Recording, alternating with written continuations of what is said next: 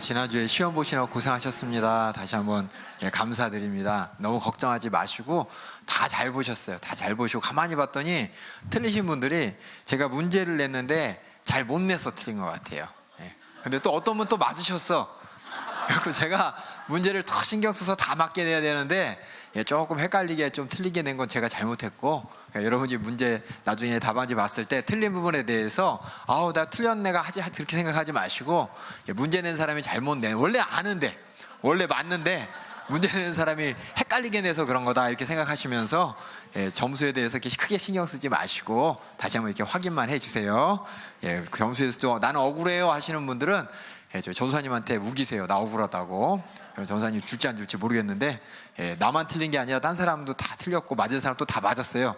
그러니까는 그렇게 생각하시고 너무 이렇게 점수 가지고 민감하게 옆 사람하고 보면서 이렇게 하지 마시고 우리의 믿음은 여기 평신도 성경대학에서 몇 점 맞느냐가 아니라 하나님 앞에 어떻게 신앙생활하고 사랑하느냐니까는 확인해가는 과정이다 생각하시면 됩니다. 너무 이거 갖고 스트레스 받지 마시고 다 보니까는 잘하셨어요. 다 잘하셨어요. 다 하나님 앞에서 다 100점은 하면 안 되고 다 합격입니다. 합격. 걱정하지 마세요. 기도하고 오늘 또 시작하도록 하겠습니다. 생명 되신 우리 주님 은혜와 사랑을 감사합니다. 우리 연세중앙교회를 사랑하시고 또 우리 연세중앙교회를 통해서 내가 또 구원받게 하시고 신앙생활하게 하여 주시고 또 우리 주님에 대해 동참할 수 있도록 직분 주시고 또 시간 말씀 가운데 은혜 받아 천국까지 가는 길 인도하심을 감사합니다. 날마다 주님의 뜻을 말씀을 통해 깨닫고 그 주님의 뜻 따라 날마다 신앙생활 잘할 수 있도록 승리할 수 있도록 인도하심을 감사합니다. 오늘도 주님의 뜻을 알고 주님이 어떤 분인지를 알기 위해 주님께서 말씀을 통해 자신을 공개하셨고 우리가 말씀을 통해 알고 또 깨닫게 하심을 감사합니다. 이 시간도 앞에 있는 사람 아버지 부족합니다. 어눌합니다. 하지만 하나님이 사용하여 주셔서 우리 성경을 통해 자신을 나타내시고 자신의 사랑을 공개하신 우리 아버지 하나님을 알고 또 이해하고 또 인격적으로 만나는 시간 될 수 있도록 인도하여 주시옵소서. 그래 이 시간 주님께서 은혜로 인도하실 줄 믿사옵고 예수님의 이름으로 기도하옵나이다. 아멘. 저번 시간부터 우리가 구원에 관해서 지금 다루고 있습니다. 특별히 구원은 성령님께서 인도하시고 성령님께서 우리에게 깨닫게 하실 때 우리가 구원을 얻기 때문에 지난 시간에 성령의 역사에 대해서 봤고 이제는 구원의 은혜에 들어가기 전에 우리 일반적인 은혜에 대해서 한번 알아보고 넘어가겠습니다. 은혜라는 것은 하나님의 일방적으로 우리를 사랑하신 사랑의 표현이십니다. 우리가 저번에 처음에 아마 일반 계시, 특별 계시 이걸 배우셨었죠? 일반 계시는 모든 사람을 향한 하나님의 계시고 특별 계시는 특별한 어떤 지점에 대해서 어떤 사람을 향해서 또 깨달게 하기 위해서 모든 사람을 위한 것이 아니라 특별한 하나님의 섭리 가운데 행하신 특별한 목적을 가지고 행하신 것을 이제 특별 계시라고 했는데 일반 은혜 또 구원의 은혜를 또 이렇게 나눌 수가 있습니다. 그래서 일반 은혜, 구원의 은혜. 그래서 일반 은혜 뭐냐? 모든 사람, 예수 믿는 사람이든 안 믿는 사람이든 하나님께서 베풀어 주신 은혜를 일반 은혜라 그러고 특별히 구원받은 사람이 누리는 은혜를 구원의 은혜라고 합니다. 그래서 이 시간은 일반 은혜에 대해서 한번 보도록 하겠습니다. 그래서 일반 은혜에 대해서 질문이 뭐냐? 여러분 다 교재 펴셨죠? 신자, 또 믿는 사람과 믿지 않는 사람, 불신자 모든 사람에게 주시는 하나님의 축복이 어떤 것들이 있을까요? 예수 믿지 않는 모든 사람도 하나님의 은혜로 살아갑니다. 하나님의 은혜로 숨을 쉬고 하나님의 은혜로 먹고 하나님의 은혜로 이 땅에서 하나님의 구원의 은혜는 아니지만 이 땅에서 행복하기도 하고 육신의 만족을 느끼면서 삽니다. 그래서 우리가 사실상 우리 인간은 아담이 선악과를 따먹은 이후부터 하나님과 죄로 말미암아 이렇게 딱 분리돼 가지고 영원한 심판을 기다리는 것이 바로 우리 인간의 사정이고 인간의 현존의 모습입니다. 그렇지만 하나님께서는 모든 사람에게 또한 은혜 가운데 계속해서 베풀어 주십니다. 하나님께서 구원의 부분은 아니지만 모든 사람에게 한량없이 복을 주시는데 이것을 우리가 일반적인 은혜다 이렇게 따로 우리가 말을 붙여서 일반 은혜라고 합니다. 구원의 은혜와의 차이는 뭐냐? 일반 은혜 가지고서 구원을 이루지 못합니다. 구원은 오직 믿음으로만 이루어집니다.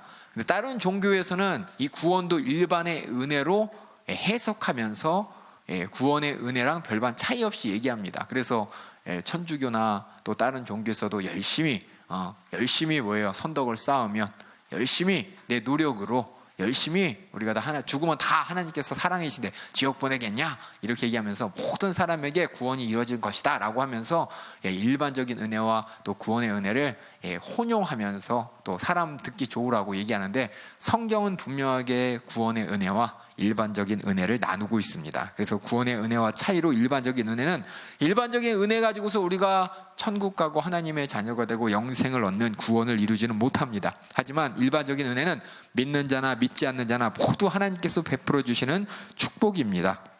예수님의 죽음과 상관없이 누리는 은혜, 이것이 바로 일반 은혜입니다. 일반적인 은혜가 어떻게 우리가 누리고 있느냐?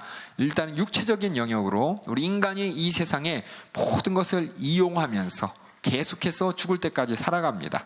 그리고 이 성경 말씀에 보니까 이 창조 가운데 이 모든 이 세상을 바라보면은 믿는 자나 믿지 않는 자나 선악을 알 수가 있고, 아름다움과 이 창조의 아름다움을 보고 창조자의 선하심을 인정할 수밖에 없는 것, 이것이 바로 우리가 육체적인 영역에서 느끼는, 경험하는 일반적인 하나님의 은혜인 것입니다. 또한 지적인 은혜가 있습니다. 하나님께서는 지적인 능력을 우리 인간에게 주셔서 선과 악을 어느 정도, 또 악한 것과 또 선한 것을, 또 거짓과 진리를 이게 분별할 수 있도록 하셨습니다. 성경에서 요한복음 8장 44절에 사단은 거짓말장이여 거짓의 아비고 그 속에 진리가 없다라고 하면서 어떤 이들의 지적 능력과 이해력은 그 이해력과 지적 능력으로 말미암아 하나님의 은혜를 진리로 깨달을 수가 있게 되는 것이고, 또 이해할 수 있도록 허락됩니다. 그래서 믿진 않아도 성경 말씀을 진리로 인정하는 사람들이 있고, 또 성경 말씀을 하나님의 예수 그리스도를 믿고 또 구원에 이르지는 않았더라도 성경 말씀 자체로 하나님 말씀으로 인정하는 사람들이 있습니다. 그래서 이 지적인 능력을 가지고 진리를 깨닫게 되고, 이것을 오류랑 구별할 수가 있게 되고, 때로는 이 지적인 능력으로 저 우주를 바라보고 또는 지구를 정복하고, 또 지식을 축적해서 우리가 스마트폰도 쓰고 인터넷도 쓰면서 이렇게 기술의 발전을 이룬 것이 다 뭐냐? 우리 인간이 잘나서가 아니라 이 모든 것은 하나님의 은혜로 말미암아 우리 인간이 누리는 축복이라는 것을 성경은 말씀하고 계십니다. 또한 도덕적인 영역에서 우리가 또 은혜를 누립니다. 악한 것이 절제되고 방지되려는 노력을 우리 인간들이 합니다. 그래서 법을 만들고, 또 잘못된 사람이 있으면 조롱하고, 악한 일이 생기지 않기 위하여 또 가르치고, 이렇게 이 모든 것들이 이 세상의 도덕적인 영역에서 선과 악을 대해서 인지를 하고, 또 이것을 악한 것을 억제하려는 이런 것들, 이게 뭐냐? 우리 안에 양심이 있고 도덕적인 기준이 있는데, 이것이 바로 우리 하나님이 주신 은혜로 말미암아 우리 인간이 어느 정도의 질서 가운데 어떤 두려움이나 어려움 가운데 사는 것이 아니라 어느 정도의 질서를 누리면서 평안함을 누릴 수 있도록 하신 하나님의 일반적인 은혜라고 또 말할 수가 있습니다. 또한 우리가 인간이 특별히 하나님의 은혜로 말미암아 창조적인 능력을 가지고 살아납니다. 여러 가지 운동을 보면은 체조 보면 이제 체조 철봉하는 사람, 그런 사람들이 막 할 때 새로운 신기술을 만들잖아요. 그렇죠? 우리나라 뜀틀에서 여홍철이라는 사람이 워낙 기술을 잘 만들어 여일, 여이 해서 그 사람 이름을 딴 기술도 있고, 여러 가지 이렇게 창조적인 영역에서 또 요리 많죠, 그렇죠?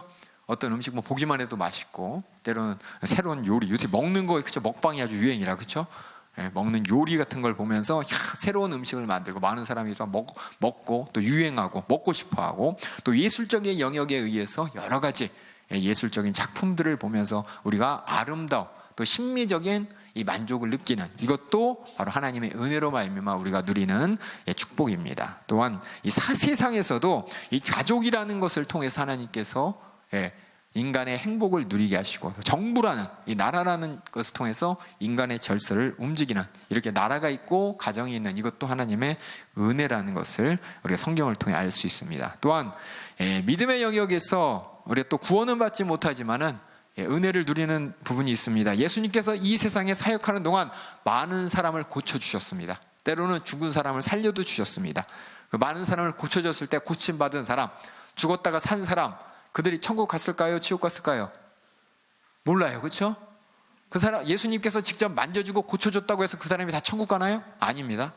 예수님이 오병이어 7병이어 이적을 통해서 수많은 사람에게 떡을 먹게 하시고 또 볼고기를 먹게 하셨을 때 그걸 먹고 먹은 사람들이 다 천국 가는 게 아니라는 겁니다. 이렇게 믿음의 영역 가운데 예수님께서 하시는 모든 이런 이적들을 보고 경험할 수 있는 이런, 또 예수님을 통해서 또 그런 믿음의 영역 가운데 병을 고침받고 또 여러 가지 이적을 바라보면서 문제를 해결하는 이런 은혜를 또한 일반적인 사람들도 누릴 수가 있는 것입니다. 그리고 복음을 들을 수 있는 것, 특별히 복음을 듣는다고 그것이 구원하고 연결되지 않습니다. 하지만 복음 들을 수 있는 기회가 있다는 그것 자체도 뭐냐?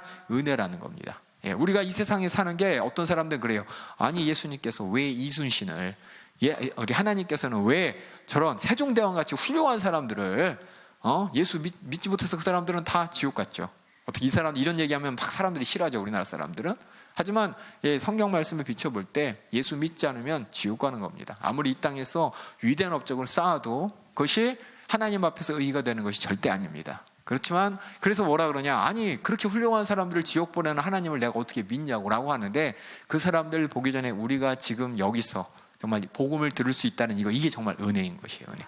이 시대에 태어나서, 정말 대한민국에 태어나서, 서울에 태어나서, 어떤 분들은 궁동에 있다가 궁동성전 지어주고 우리 연세중학교에 와서 예수 믿게 된 것, 이것이 은혜라는 것입니다. 이게 듣게 됐다는 그것이 은혜인데, 어떤 사람은 듣고 지나가 버립니다. 우리가 이번 총력 전도주일 때 많은 분들이 와서 등록을 했습니다. 하지만 그들에게 뭐냐, 하나님의 은혜로 말미암아 복음 들을 수 있는 기회가 주어졌을 뿐입니다. 그것이 구원의 은혜랑은 상관이 없이 이렇게 하나님의 복음을 접할 수 있는 이것조차도 뭐냐, 이 세상에 하나님이 주시는 은혜인 것입니다. 그래서 일반 은혜, 여기 있는 이렇게 구원과 상관없이 모든 육적으로 또 지적으로 때로는 이렇게 복음을 들을 수 있는 이런 기회까지 얻는 이런 일반 은혜와 구원의 은혜가 전혀 상관이 없다는 것이 아니라 서로 이렇게 영향을 미치면서 이런 은혜 가운데 하나님을 찾아가는 사람이 있고, 또 이렇게 구원 은혜 받은 사람들이 일반 은혜를 안다면서 하나님은 어떤 분이구나,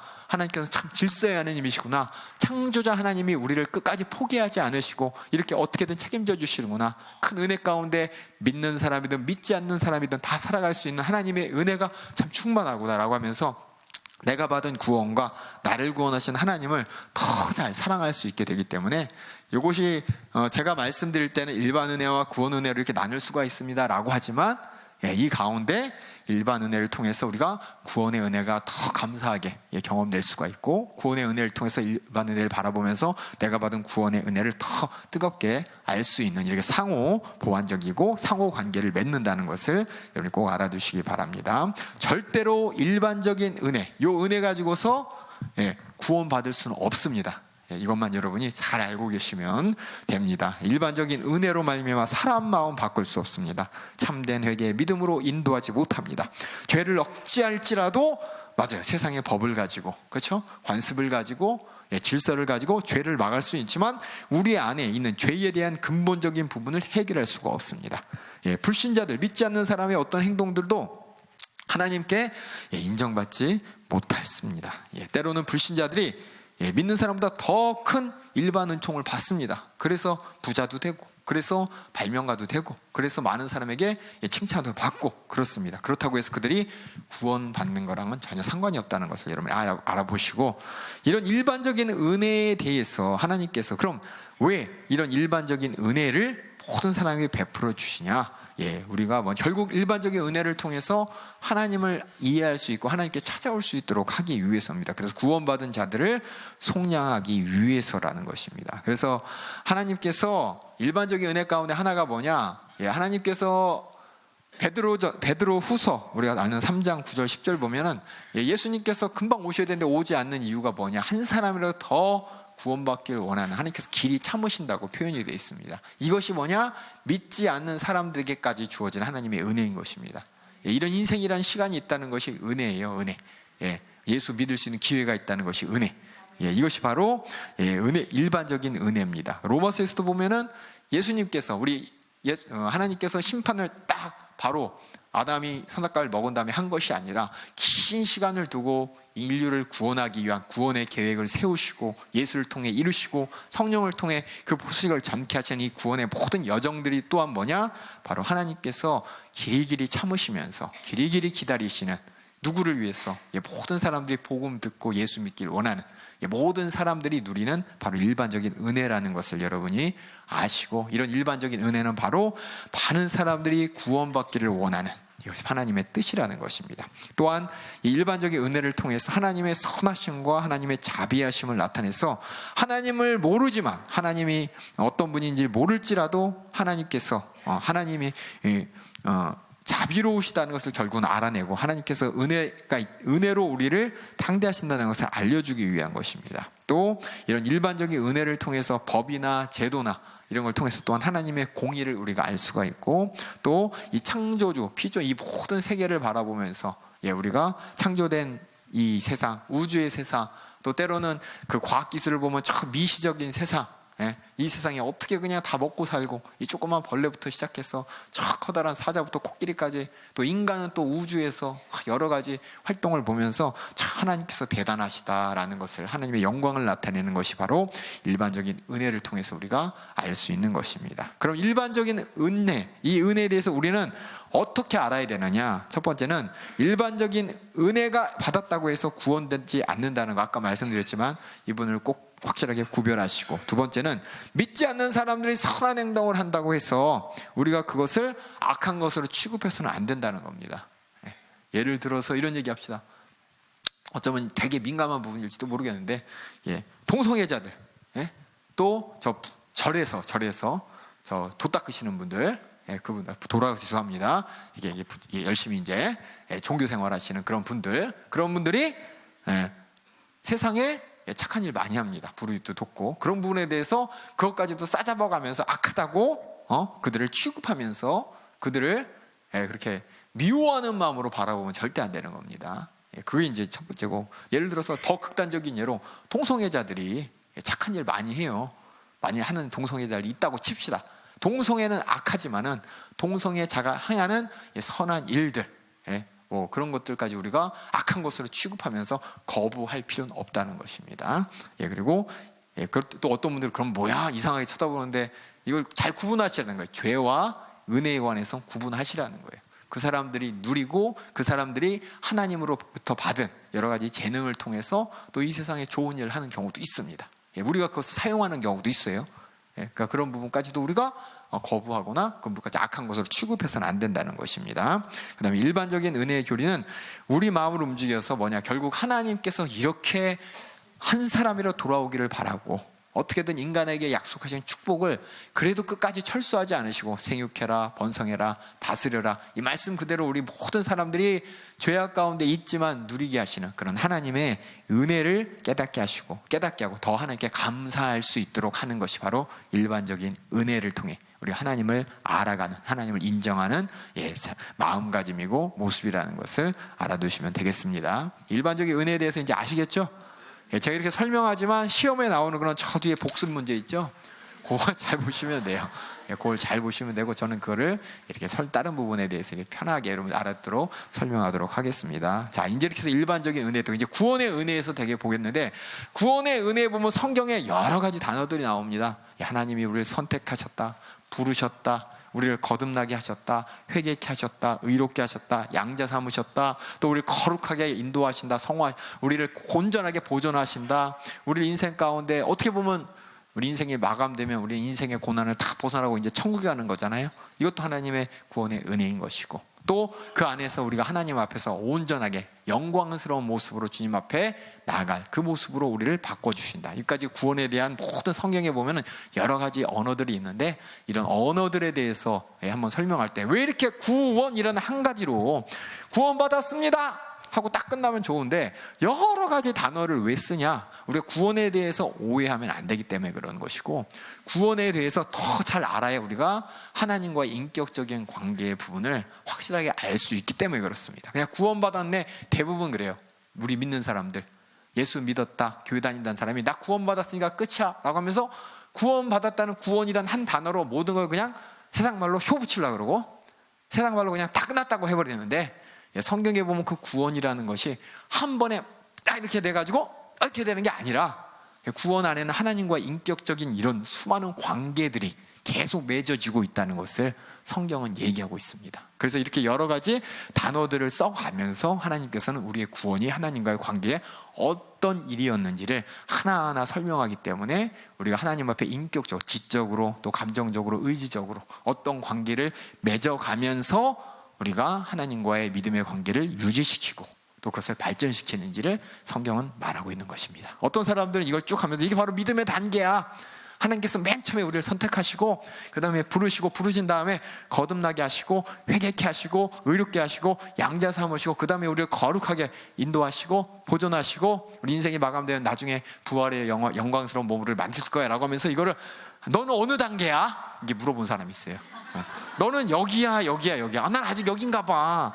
아니, 나는 회개했는데 아직 이런지 잘 모르겠어. 이게 아니라 이거는 구원은 하나님께서 한 번에 하나님의 자녀되며 믿음의 결과로서 하나님께서 은혜로 주시는 선물이십니다. 이 선물을 이런 성경에 있는 모든 단어들을 보면서 이게 마작 단계인 것처럼 설명을 해요. 성경에서는. 맞아요. 이 단계, 이게 우리가 이해하기 편하게 성경에서는 이렇게 선택하시고 부르신 다음에 우리를 거듭나게 하시고 회개케 하신다라는 이런 여러 가지 표현을 쓰는데, 이게 그냥 딱딱 그 순서가 다음 단계, 레벨 1, 레벨 2, 레벨 3 한 요 정도 되면 여기서부터는 집사하고 여기서부터는 장로나 권사나 안수집사하고, 이게 아니라 그 과정들이 하나님과의 인격적인 관계가 구원이라고 그냥 간단하게 치부할 것이 아니라 이렇게 하나님과의 인격적인 관계가 계속해서 이어져야 된다는 것을 표현하고, 그것이 바로 하나님의 은혜 가운데 살아가는 우리의 모습을 자세히 설명하기 위해서 여러 가지 단어대로 썼다고 여러분이 알아두시면 돼요. 이 얘기를 왜 하냐면은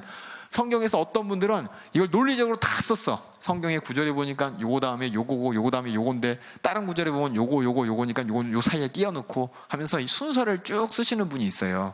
그러면서 내가 어느 단계에 있나 자꾸 이게 고민하게 만들고 어느 단계면 안 되는데 라고 하면서 자꾸 자기의 믿음의 수준을 성경 말씀을 이렇게 쭉 나열해 가지고 내가 지금 1급이냐 9급이냐 바둑 1단 2단 있잖아요. 그렇죠? 그것처럼 내가 과연 주산 9급이냐 뭐 단으로 갔냐 이렇게 착각하는 분들이 있어요. 그렇게 알지 말라고 제가 지금 말씀드리는 거예요. 왜냐하면 딴 데서는 이거를 쭉 나열하고 성경 자체에서 나타난 하나님의 심정과 뜻을 모르니까는 자기 마음대로 해석하는 거야. 자기 마음대로 그냥 하나님 뜻 저리 가시고 하나님 성품 저리 가시고 성경 말씀을 믿긴 믿는데 성경 말씀 보니까 이게 쭉 순서대로 돼 있네. 순서대로 돼 있으니까 나는 이 순서를 따라가 있네. 내가 택했나? 부르심 받았나? 거듭 받았나? 어느 단계지? 막 이렇게 고민하시는 분이 있는데 이거 고민하라고 하는 것이 아니라 다시 말씀드립니다. 이 모든 과정들은 하나님과 나의 구원받은 자와 구원하신 하나님의 인격적인 관계를 설명하는, 구원받은 자들이 하나님과 인격적인 관계를 설명해서 은혜를 더 깊게 느끼게 만들고 또 하나님께 더 믿음으로 나아가게 만들기 위해서 이 성경의 용어로 사용한다는 걸 여러분이 아시면 되겠습니다. 이해 가시죠? 그러니까 이걸 나는 어느 단계야 라고 하지 마시고 이 모든 단어를 통해서 내가 이런 부분에 대해서는 내가 생각하지 않았네. 내가 구원받았을 때 하나님과의 믿음의 관계 가운데 이런 건 내가 생각하지 않았네. 대부분 분들이 여기서 끝나. 회개했다. 대부분이 구원받았네. 어떻게? 예수 믿고 회개하고 거듭나서 난 구원받았죠. 끝인데 성경에 보면은 그 뒤에 이렇게 거룩하게 계속해야 되고 하나님이 우리를 계속해서 보존해 주시고 이런 과정들이 내가 생각하는 거 이상해. 혹시나 내가 구원에 대해서 오해할까봐 하나님께서는 구원의 인격적인 하나님 과정을, 하나님과의 인격적인 관계를 자세히 설명했습니다. 한번 이 시간 그 관계를 한번 하나씩 알아보도록 하겠습니다. 첫 번째 뭐냐? 성경에 수많은 말들이 뭐가 있냐? 하나님이 우리를 택하셨다는 말이 있어요. 하나님이 우리를 택하셨다. 근데 이런 믿음의 용어를 안 보고 택하셨다 이것만 보면 뭐가 되느냐? 운명론에 이끌리게 됩니다. 운명론은 하나님과 우리가 인격적인 관계를 설명하는 단어가 아닙니다. 택하셨다 이거 뭐냐? 철저하게 하나님의 은혜로 구원받았다는 것이 운명론으로 돼서 그럼 누군 택하고 누군 안 택한 거야? 그럼 나는 택했으니까 나는 아무렇게나 해도 나는 하나님이 택했으니까 끝까지 구원받아 천국 가는 거고 저 사람은 아무리 노력해도 하나님이 택하지 않았기 때문에 저 사람은 지옥 가는 거야? 이렇게 내버리는 운명론의 용어가 아니라는 겁니다. 그래서 여러분들이 성경을 읽을 때 중요한 게 뭐냐? 하나님이 어떤 분인지를 알고 성경을 읽으면 이 단어들의 뜻이 뭘 나타내는지는 아는데, 하나님 저리 가시하고 하나님의 인격도 무시하고 하나님의 성품도 무시하고 그냥 사전적 의미를 가지고 내가 여태까지 알고 있는 지식을 가지고 성경을 어떻게 해석해 보겠다 그러면 결국 어디로 가냐? 운명론으로 빠져버립니다. 그러니까 여러분들이 이 운명론에 빠지지 않도록, 이 선택에 택하셨다, 부르셨다 이 말 나오면 여러분 운명론이 아니라 하나님과 나의 관계를 생각하셔야 돼요, 항상. 그래서 택하셨다. 그래서 뭐냐? 이렇게 얘기를 합니다. 이 세상을 지으시기 이전에 우리를 구원하시기로 하나님이 선택하기로 결정하셨고, 하나님의 은혜 가운데 우리와 관계하는 출발점이며 구원을 이루시는 첫 단계를 선택이다라는 말을 써서 하나님과의 관계를 설명하는 겁니다. 구원받은 자들의 하나님과 관계를. 그래서 그 뒤에 보면 이거 박스로 제가 써놨죠. 구원이 우리 삶 가운데 적용되는 과정이라고 썼는데, 과정이라고 하면 꼭 순서처럼 보이죠? 과정처럼 보이는 표현, 이렇게 하시면 될 것 같아요. 아시겠죠? 시험에는 안 나와요. 이 말 자체가 각각은 나오지만은, 그러니까 과정이라고 쓴 제가 용어를 잘못 썼습니다. 과정처럼 보이는 표현. 그래서 적용되는 성경적인 표현. 그래서 과정을 찍찍 그시고 그 옆에다가 구원이 우리 삶 가운데 적용되는 성경적인 표현, 이렇게 쓰시면 돼요. 성경적인 설명, 이렇게 알아두시면 되겠습니다. 그래서 여기 쭉 한번 선택부터 한번 쭉 읽어볼게요. 선택 한번 쭉 읽고 복음으로 부르심, 이게 다 같이 읽겠습니다. 어떤 과정이나 첫 번째 줄 시작. 선택, 하나님께서 그의 백성을 구원받도록 선택하심. 두 번째, 복음으로 부르심, 복음의 메시지를 선포하심. 중생, 거듭남. 다음 회개, 믿음과 회개. 그다음에 의롭다 하심, 올바른 법적 신분. 양자 삼으심, 하나님의 자녀가 되게 하심. 성화, 바른 삶의 행동. 성도의 견인, 그리스도인으로 유지하심. 죽음, 주님 품으로 돌아감. 영화, 부활의 몸을 받음. 여기 보면 참 이 사람들이 성경적인 용어를 그대로 거듭남 이렇게 쓰면 되는데, 중생이란 단어를 꼭 써가지고 되게 헷갈려요. 중생하면 이거 절에서 쓰는 단어인데, 중들이 사는 삶이 중생인데, 죄송합니다. 그 절에서는 중생을 일반 사람들을 중생이라 그러잖아요. 저 불교에서는. 그러니까 자꾸 단어가 헷갈려요. 헷갈리기 때문에 제가 여러분의 옆에 이제 자세히 써놨는데, 왜 그런지 모르겠어요. 꼭 배운 사람들은 성경적인 용어를 전문적인 좀 배웠다는 용어로 자꾸 쓰려고 하더라고요. 여러분들은 거기엔 현혹되지 마시고 그대로 그 의미를, 성경에 나온 그대로 의미만 받아들이면 되겠습니다. 선택의 뭐부터 하겠습니다. 선택의 의미 한번 읽어볼게요. 선택의 의미 밑에 써있죠.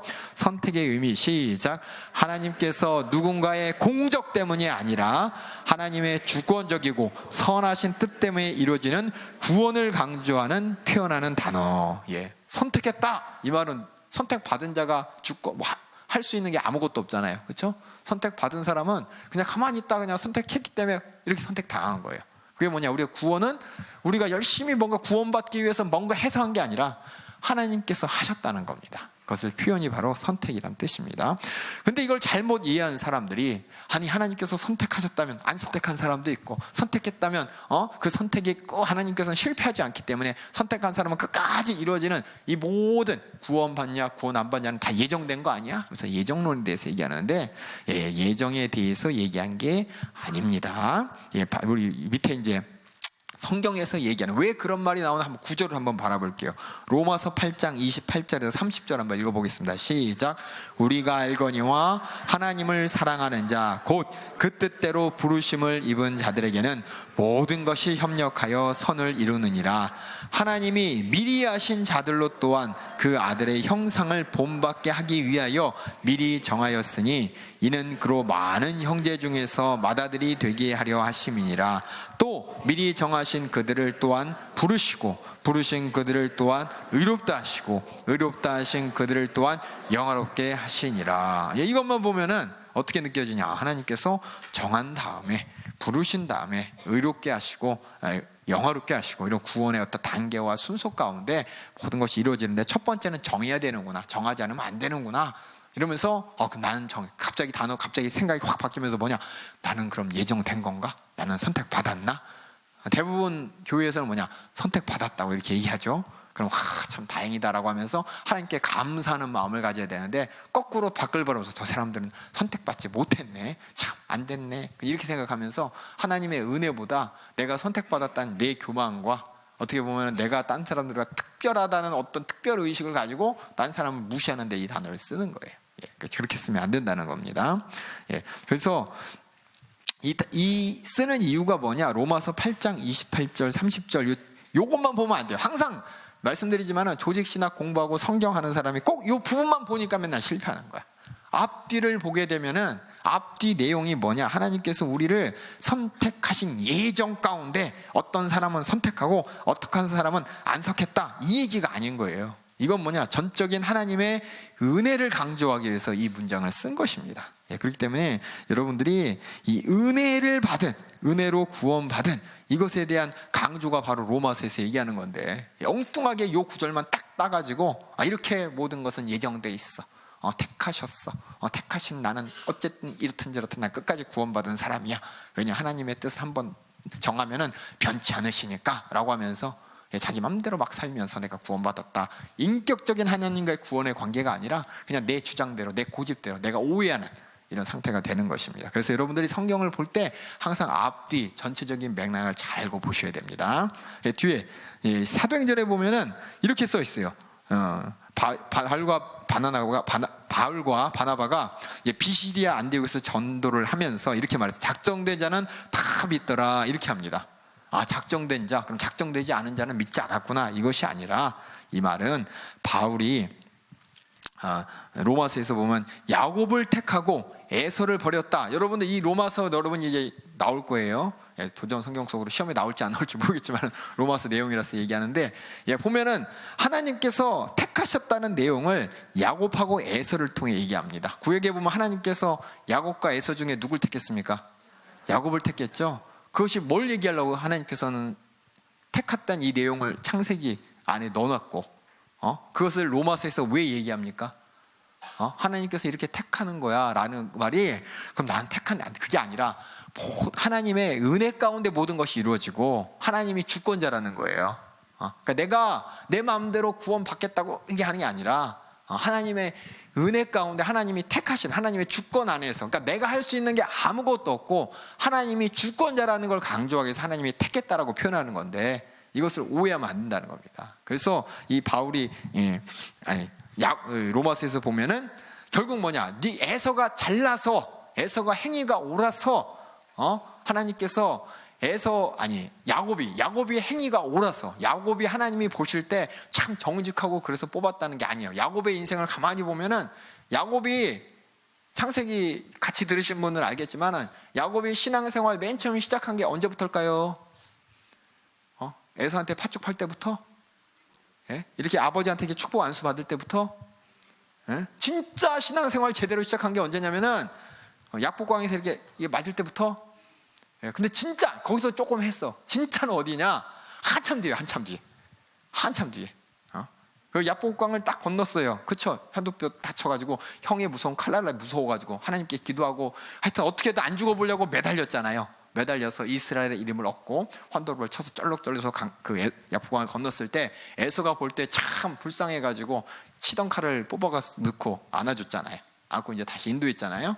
그럼 많은 사람들이 야곱이 참 하나님께서 기도하고 믿음의 사람인가 보다라고 하는데, 참 부럽다, 나도 저래야 되나. 맞아요. 근데 완벽한 하나님께서 원하는 분량의 그런 부분은 아니었어요. 왜냐하면 야곱이 만약 그렇게 됐다면 어디로 가야 되냐면, 야곱이 하나님과 약속한 데로 가야 돼요. 거기가 어디야? 베델이에요. 야곱이 고향 땅을 떠날 때 베델에서 이렇게 볼베 베고 잘 때 하늘에서 사닥다리 오르락내리락, 천사들이 오르락내리락 보면서 여기가 정말 하나님의 집이구나, 하나님께서 만약 나를 무탈하게 돌아오게 하신다면은 그때 내가 하나님의 이름을 부르겠습니다라고 얘기를 하는 거예요. 그러니까 창세기를 가만히 읽어보면 야곱의 인생이 하나님께서 전적으로 주도하셔가지고 인도하셔가지고 복받는 인생이 된 거지, 야곱 자체가 하나님을 절대적으로 의지하고 신뢰하고 하나님께 복받을 이쁠 짓을 해서 그런 게 하나도 아니라는 겁니다. 그게 뭐냐? 그래서 에서와 야곱 둘을 봤을 때 하나님 앞에서 누가 더 잘났고 누가 더 하나님을 사랑하고 그 모습이 아니에요. 그냥 하나님이 야곱을 택하신 거예요. 그 말은 뭐냐? 우리가 구원받은 것이 내가 잘나서, 내가 그래도 착해서, 내가 그래도 교회에 많이 다녀서, 그게 아니라 하나님의 전적인 주권 아래서 택함 받은 거예요. 뭐냐?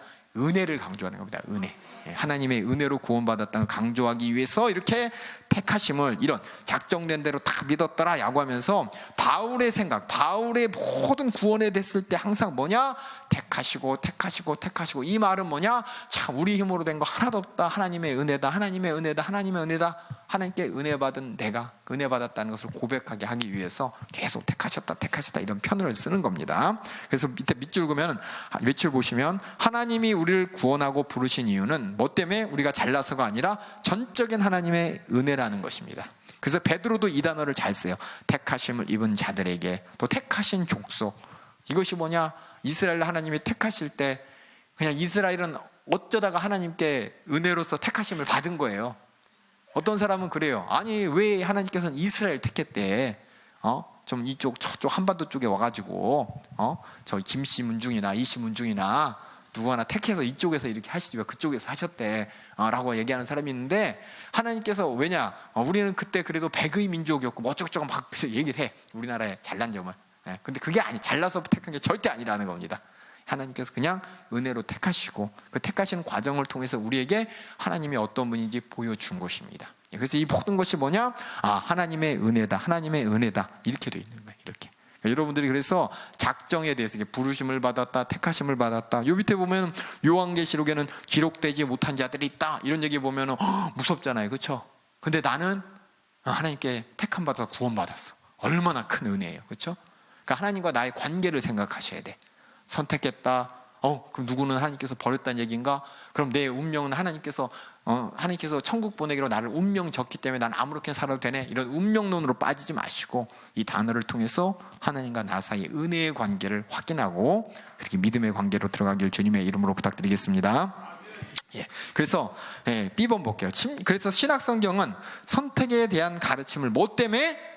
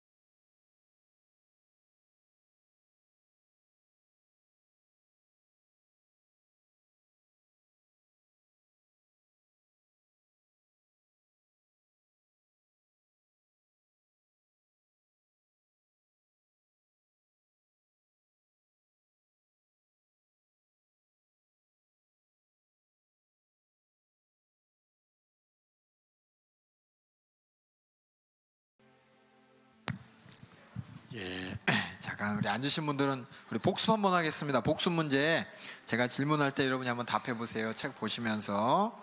자, 복습 문제 1번. 성경이 역사를 통해 나타난 성령의 독특한 역사 어떤 것들이 있었는지 한번 얘기해 보겠습니다. 시작.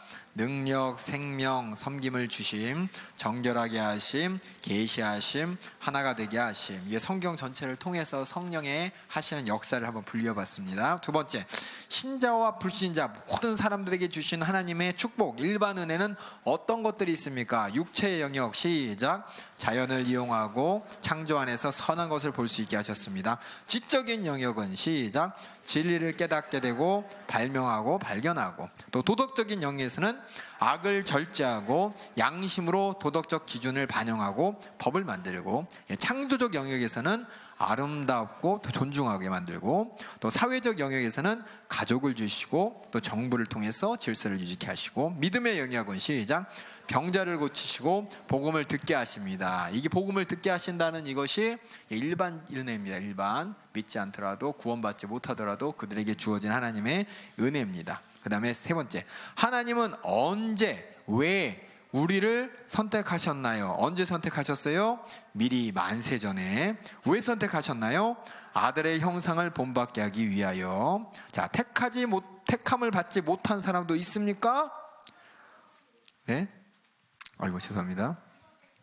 택함 받지 못한 사람도 있을까요? 이 택함은 뭐에 대한 표현이라고요? 예, 하나님의 은혜에 대한 표현입니다. 선택했다. 그래서 그럼 택하지 못한 사람도 있는 거야? 이건 잘못된 질문이라는 겁니다. 아시겠죠? 잘못된 질문입니다. 예, 하나님이 우리를 택하셨습니다. 이 얘기하면 그럼 우리는 어떤 사람은 택하지 않은 거예요? 이 질문은 잘못된 거라고요. 아시겠죠? 예, 그래서 자, 택하셨다라는 표현을 성경에서 할 때, 예, 택하셨다. 이건 뭘 강조한다고요? 하나님의 은혜를 강조하고, 그럼 또 성경에서 또 이런 말도 나와요. 왜 저들은 버림받았다, 버려졌다. 이 말은 뭘 표현하는 거예요? 하나님의 공의를 강조합니다. 죄 가운데 심판을 강조하는 겁니다. 여러분 말씀 다시 한번 확인해 보시기 바랍니다. 자, 복음의 메시지에 대해서 한번 구원의 사실을 설명하는데 어떻게 설명합니까? 한번 읽어보겠습니다. 시작. 모든 사람은 죄인이고 죄값은 사망이고 이 예수 그리스도가 우리를 위해 죽으셔서 이 죄값을 지불하셨습니다. 이게 이제 복음 메시지의 구원에 대한 사실을 설명하는 것이고, 이거를 회개와 믿음으로 초청하며 이제 부르는 거고, 부르심. 그래서 구원의 약속을 통해서 아이고 안 했네요. 했죠? 다? 예, 그렇죠. 자, 구원의 약속은 뭐에 대한 약속입니까? 시작. 죄사함과 영생의 약속과 확인입니다. 예, 그것이 이 예수님께서 이게 부르심, 이 부르심이 유효한 효과 있는 부르심이 되려면은 뭐가 있어야 된다고요? 인격적인 반응, 지성으로, 감성으로, 의지적으로, 예, 그것이 이루어져야 되고 또 그에 대한 반응이 있어야 됩니다. 부르심도 지적이고 감성적이고 의지적인 인격적인 부르심인 것이고, 거기에 화답하는 그 대답도, 결단도, 믿음도 인격적으로 지적으로 동의하고 감성적으로 감사하고 의지적으로 죄를 미워하면서 예수 잘 믿으리라 작정하는, 이것이 바로 부르심에 대한 인격적인 반응입니다. 이어서 거듭난다는 것에 대해서 얘기해 보겠습니다. 거듭난다, 예수님께서 니고데메에게 설명할 때 니고데메가 그럼 우리가 내가 다시 엄마 뱃속으로 들어가야 되나요? 이렇게 얘기를 하는데, 이 거듭났다는 의미는 바로 경험을 얘기합니다. 새로운 생명으로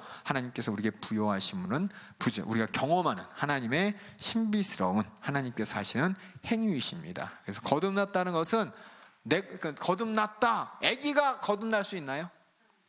아기는 누가 나요? 아기가 스스로 나오나요? 엄마가 힘을 줘야 나오죠, 그렇죠? 엄마가 힘을 안 주면 못 나오죠. 요새는 뭐 제왕절개 수술도 한다 하지만은 아기를 낳을 때는 아기 스스로 결단하고 스스로 선택하는 것이 아니라 엄마가 낳아야 되는 것입니다. 엄마의 경험, 그렇죠? 찢어지는, 그죠? 살이 찢어지고 피가 쏟아지는 그 경험 끝에, 그 해산의 고통 끝에 얘가 나오는 거예요. 마찬가지로 그 아기, 요새는 그러죠. 아기들도 나올 때 엄청난 그 스트레스를 받으면서 이 머리 이렇게 쪼가들면서 나올 때 많이 아프다고 힘들고 스트레스 많이 받는다고 하잖아요. 그것처럼 이 거듭난다라는 것은 그냥 갑자기 이렇게 뭐 이렇게 페이지 하나 넘기듯이 이렇게 되거나 자연적으로 해가 뜨고 해가 지는 것처럼 그냥 있는 것이 아니라 이 경험, 인격적인 경험이 수반되는 것입니다. 그래서 전적으로 이 거듭남은 어머니가 하는 거죠. 아기 낳을 때 해산의 고통을 엄마가, 그렇죠? 엄마가 경험하는 것처럼 하나님께서 하신 일인 것입니다. 요한복음 1장 13절 한번 읽어보겠습니다. 시작. 이는 혈통으로나 육정으로나 사람의 뜻으로 나지 아니하고 오직 하나님께로서 난 자들이니라. 하나님께로서 났다, 이 뜻의 반대말은 혈통으로 났다, 육적으로 났다, 사람 뜻으로 났다, 이 얘기입니다.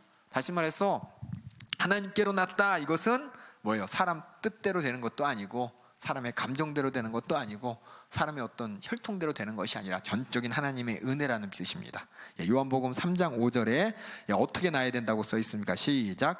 사람이 물과 성령으로 나지 아니하면 하나님 나라에 들어갈 수 없느니라. 이런 하나님의 사랑의 뜨거운 애탕, 해산의 고통, 하나님의 그 심정과 마음을 알아가면서 내가 경험해서 새 사람이 되는 것입니다. 그래서 예수 그리스도의 십자가를 바라볼 때 무덤덤하게 보면 안 되는 것이고, 그 안에 그 십자가를 지고 계신 아들 예수님의 그 마음과 심정과 고통을 내가 동의하는 것이고, 그 아들을 그렇게 죽게 놔두는 그 아버지 하나님의 그 애절한 마음도 내가 동의하면서 내가 정말 같이 그 아픔을 이해하고 정말 내가 어쩌다 이런 일이었느냐, 그렇게 딱 경험하면서 거듭나는 거, 이게 성령님께서 하시는 일입니다. 우리 베드로전서 1장 3절 읽겠습니다. 시작.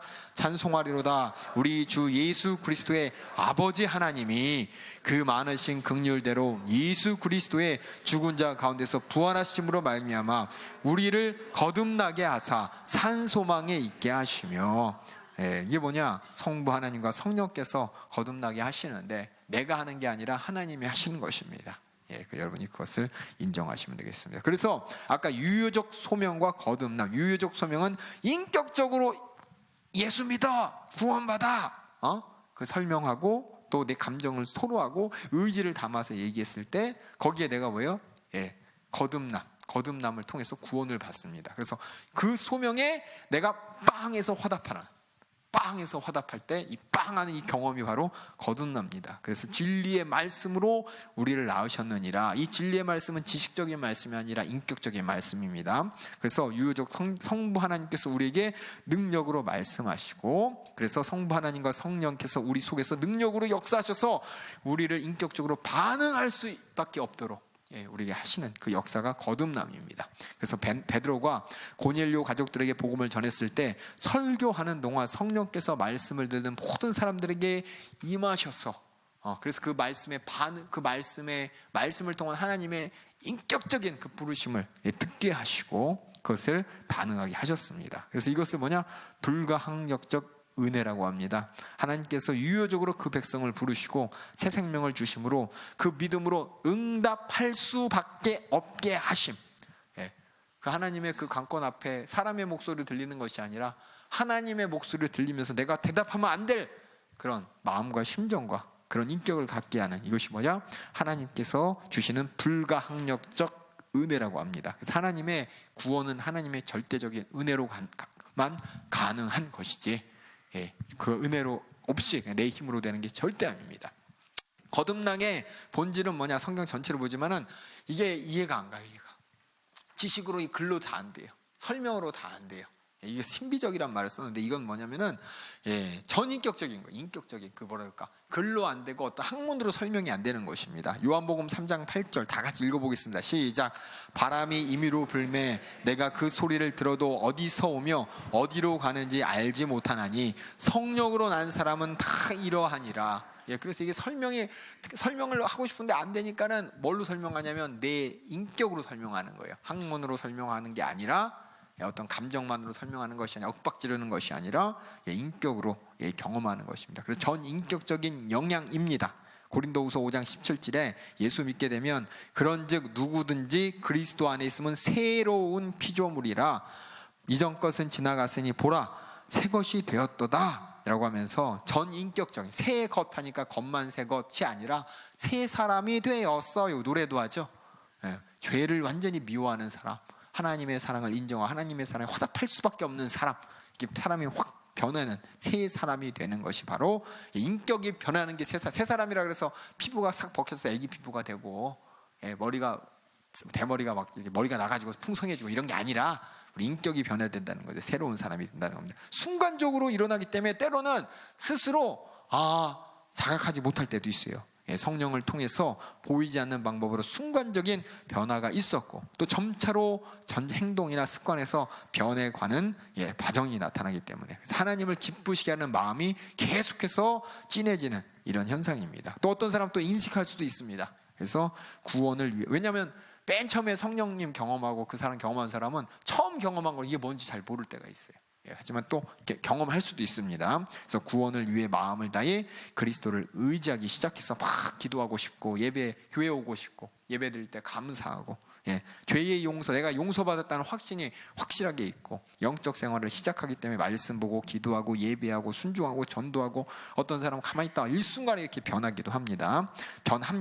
또 변하지, 천천히 변하는 사람도 있고, 이건 전인격적인 그 사람의 하나님과의 관계 가운데 나타납니다. 그래서 이 거듭났다라고 하면 여러분이 뭘 생각해야 되냐면, 경험했다 이렇게 생각하셔야 돼요.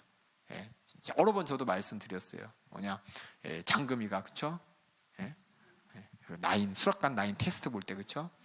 이 음식에 뭐가 들었느냐? 그래서 뭐가 들고 막 얘기하는데 장금이는 한마디 하잖아요.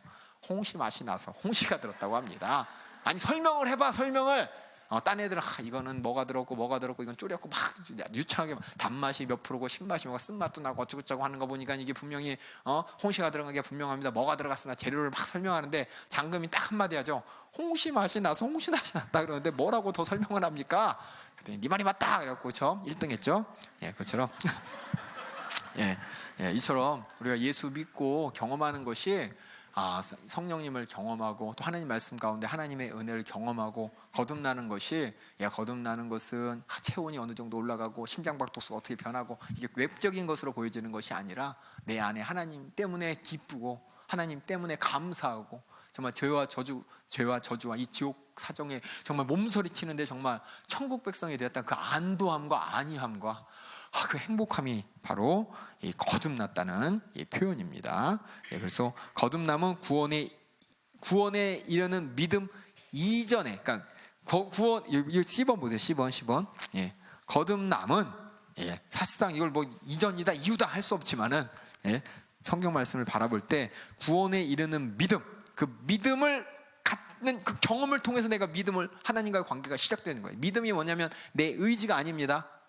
믿어야지 이 의지가 아니라 하나님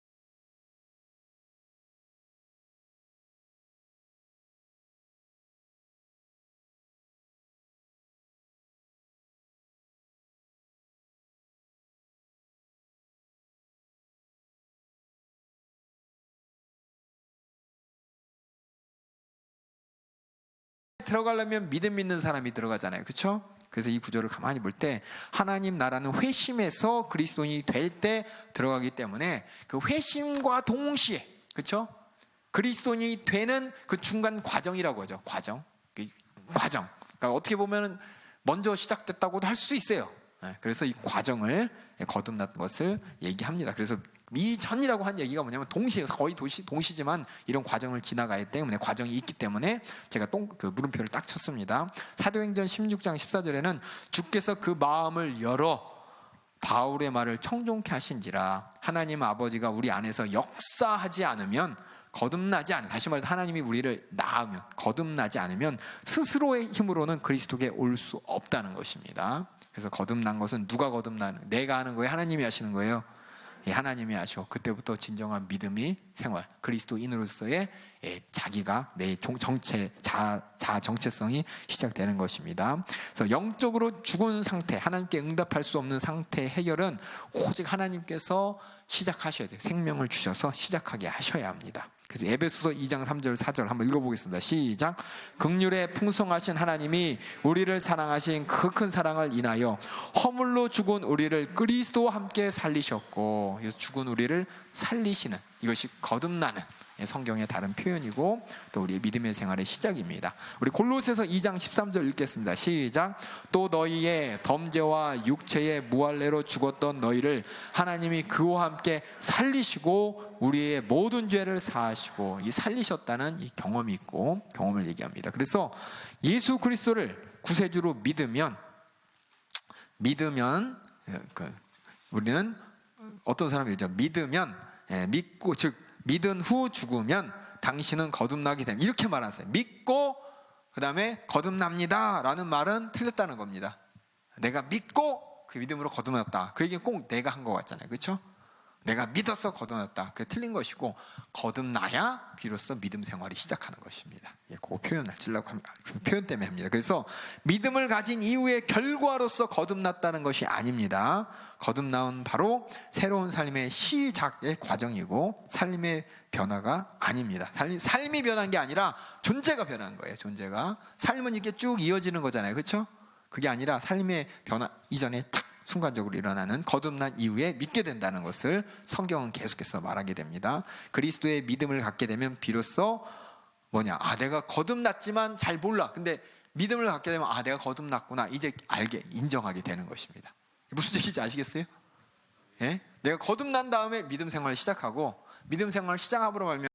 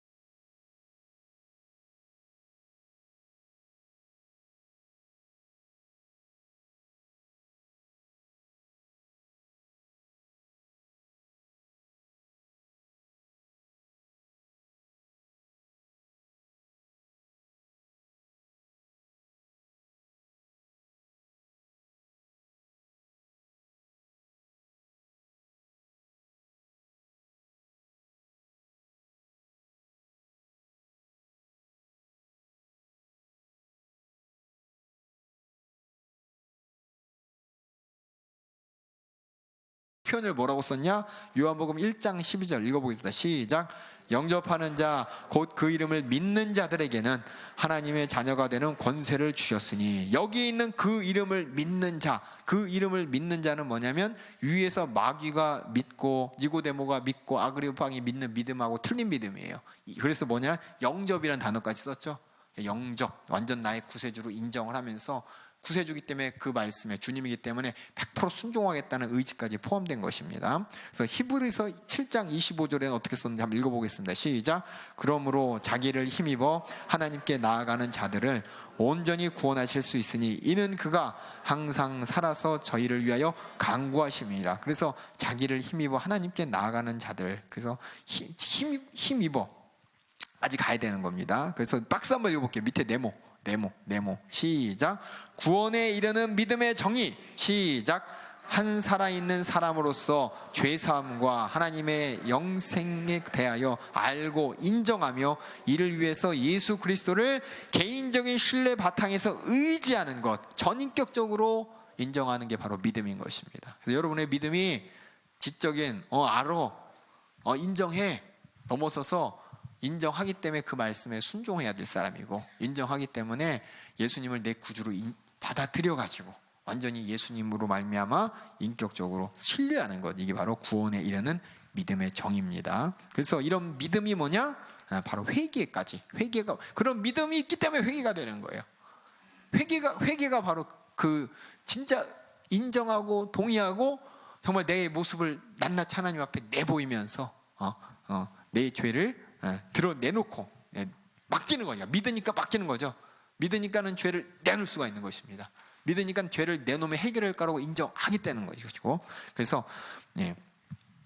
성경에 보니까 또 우리의 지식이 자라듯이 이 믿음도 하나님을 의지하는 이것도 계속해서 자라납니다. 그래서 로마서 10장 17절에 그러므로 믿음은 들음에서 나며 들음은 그리스도의 말씀으로 말미암느니라. 그렇기 때문에 우리가 성경을 잘 봐야 됩니다. 하나님 말씀을 잘 들어야 됩니다. 믿는다고 하는데 어떤 분들은 성경 안 읽고 기도만 하시는 분이 있어요. 기도만 하시는 분.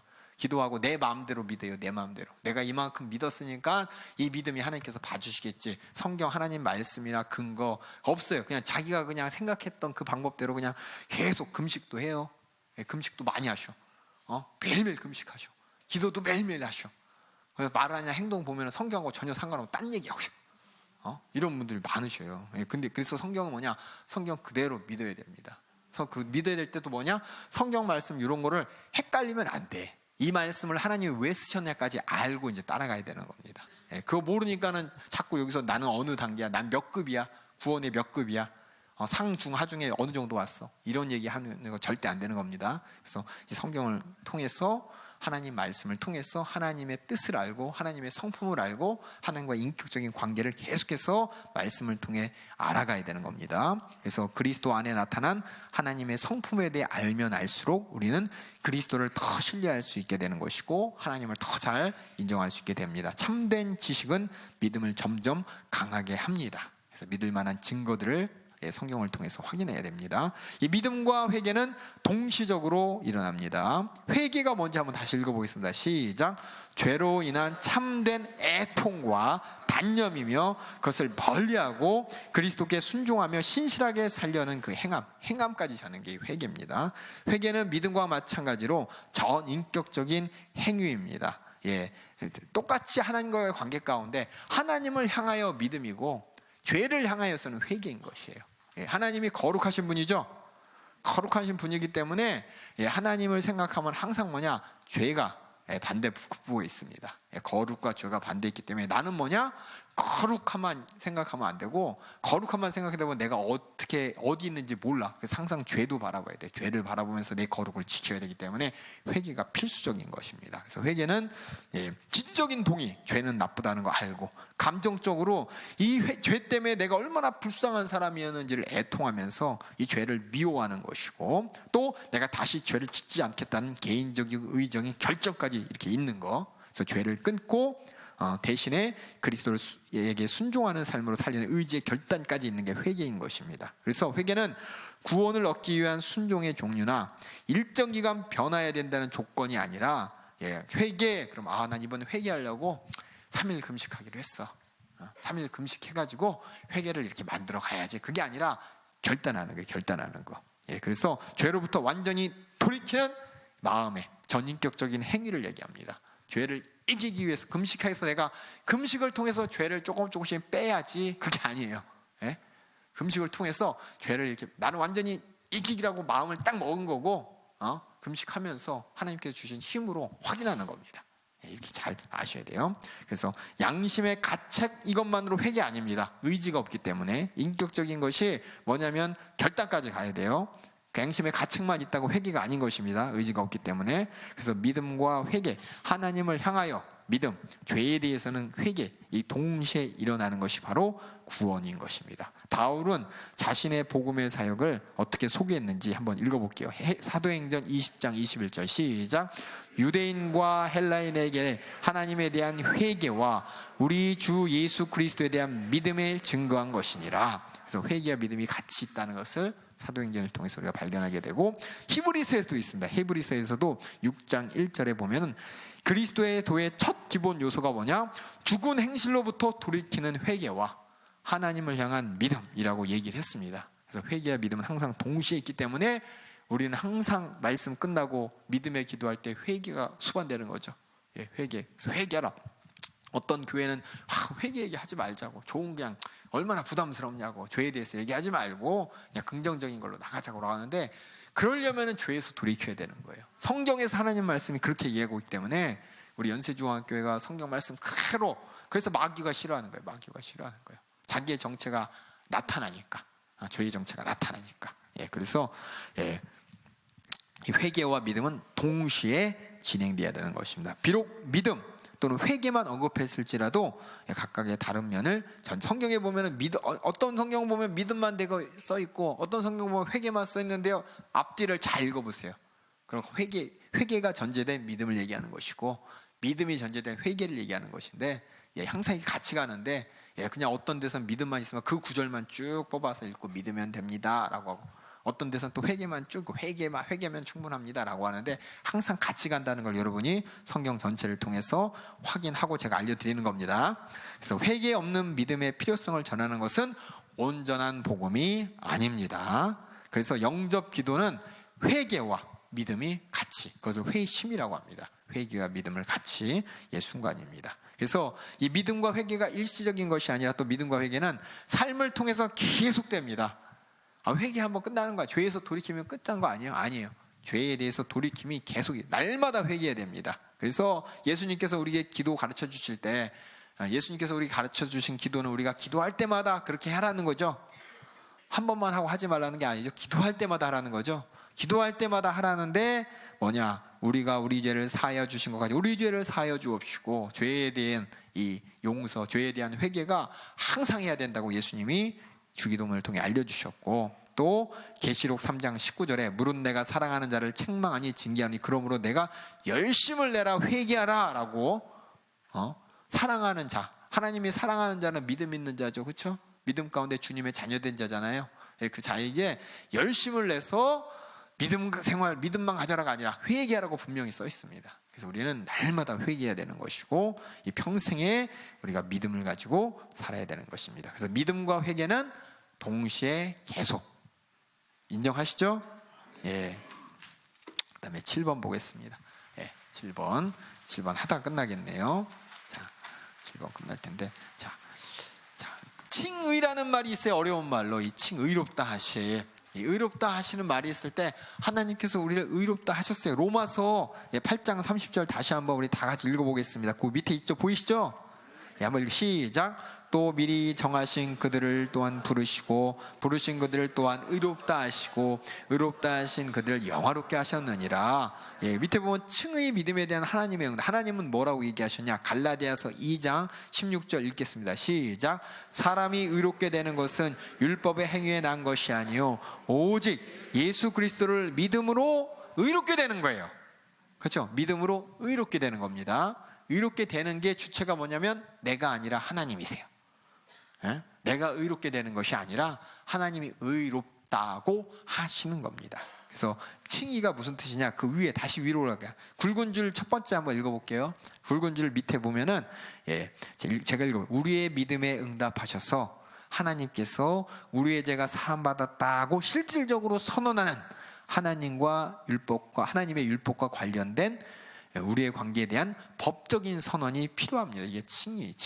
의롭다. 이게 하나님이 의롭다 안 의롭다 상관없어요 라고. 근데 하나님께서 의롭다 하신 그 과정이 꼭 필요하다는 거예요. 만약에 하나님이 의롭다 하는 그 과정을 얘기하지 않으면은 이것은 뭐냐? 거짓 복음입니다. 하나님의 의가 내 안에 이루어졌다는 것을 하나님께서 선포하실 때 이게 진짜 복음이 되는 것입니다. 그래서 칭의가 뭔지 한번 읽어볼게요. 칭의를 모르면 안 돼요. 왜냐하면 칭의가 우리가 의롭게 돼서 의롭게 된 게 아니에요. 우리가 진짜 의롭게 돼가지고 의롭게 된 게 아니라 하나님께서 의롭다 해줄게. 실상 다 까서 이렇게 펼쳐보면은 의롭지 않지만 그럼 하나님 거짓말쟁이네. 그 거짓말쟁이라서 그런 게 아니라 그렇게 할 만한 일을 예수를 통해서 하셨기 때문에. 그래서 뭐냐? 하나님의 은혜와 예수 그리스도의 피의 공로와 예수님께서 우리를 위해 죄에 진 십자가의 그 피의 공로 사건이 이 칭의 안에 내가 인정하는 거예요. 하나님께서 그렇게 인정해 주시는 거예요. 그래서 칭의의 정의 한번 읽어볼게요. 칭의의 정의 시작. 우리 죄를 다 사함 받은 것으로 간주하고. 간주라는 얘기는 진짜 사함 받은 거예요? 죄가 없어진 거예요? 아니에요. 아닌데 간주해 주신다는 거예요. 그럼 어떤 사람들 아니 그럼 하나님께서 아닌 걸 기라고 하는 거짓말 하시는 분이야? 라고 하는데 그 뒤에 읽어볼게요. 시작. 그리스도의 의가 우리 것임을 인정하며. 우리는 아니지만 예수 그리스도께서 우리를 위해서 의롭게 사셨던 그 공생애와 우리를 위해서 십자가 달려 죽으시면서 죄를 해결하신 그 피의 대속의 사건을 하나님께서 인정. 다시 말해서 하나님의 약속 있죠. 약속. 구원의 약속. 이사야서 53장의 약속. 그 약속을 하나님께서 하셨다는 것을 자기가 그 약속 지키게라는 것이. 그래서 우리 믿음이 되는 것입니다. 두 번째 시작. 하나님께서 그의 앞에서 의롭다고 선언하신 하나님의 법정 행위입니다. 세상에 그래서 뭐예요? 사실 악한 마귀가 우리를 얼마나 참소하겠어요. 우리 사실 예수 믿는다고 하지만 우리가 하나님 앞에서 의로워야 하나님 앞에 서게 되는데 의로워야 하나님의 심판의 대상이 아니잖아요. 근데 우리가 하나님 앞에서 의롭지 않으면서 의롭다고 할 수 없어요. 하나님께서 의롭다 이렇게 해줘야 마귀가 더 이상 참소를 못 하잖아요. 근데 내가 의롭지가 않아. 실상은 생각과 마음 가운데 이 육신은 계속해서 죄를 이 마귀가 미혹하고 끌고 가잖아요. 그렇죠? 난 의롭지도 않은데 하나님께서 의롭다라는 그 말을 통해서 더 이상 마귀가 나를 참소할 수가 없는 거야. 왜? 하나님이 약속하셨잖아요. 어떻게? 예수 그리스도의 대속의 피로 죄 사해 주겠다고 약속하셨고 그대로 예수님께서 오셔서 그 피를 흘려가면서 우리 죄를 대속하셨기 때문에 그 죄의 값은 죄에 대한 우리의 하나님 사실 다 벗겨보면 우리는 하나님 앞에서 하나님의 약속이 없다면 하나님의 은혜의 그 대속의 사건이 없다면 우리 하나님 앞에 아무리 나아갈래도 나갈 수가 없어요. 절대로. 근데 예수님이 하나님께서 약속하신 그 약속대로 우리를 의롭게 하셨기 때문에 마귀가 더 이상 뭐라고 할 수가 없는 거예요. 마귀가 더 이상 참소할 수 없는 거예요. 그래서 우리가 하나님 앞에 담대히 나갈 수 있는 거예요. 의롭게 된 것이. 이게 뭐냐? 칭의예요. 칭의. 그래서 법적 선택 누구한테 선언한 거냐? 하나님께서 나에게도 하셨지만 천지 만물에 특히 마귀가 더 이상 나에게 어떻게 참소하지 못하도록. 마귀가 만약에 나에 참소한다. 그럼 우리를 뭘 드리려는 거예요? 예수 피를 그래서 드리려는 거예요. 왜? 내가 의롭다고 이 예수 피의 약속을 붙잡았고 예수 피로 내 죄를 다 사신다 하나님의 뜻이 이루어졌으니까 넌 더 이상 나한테 아무 권리 없어 라고 하기 때문에 예수 피 하는 거예요. 무슨 말인지 아시겠어요?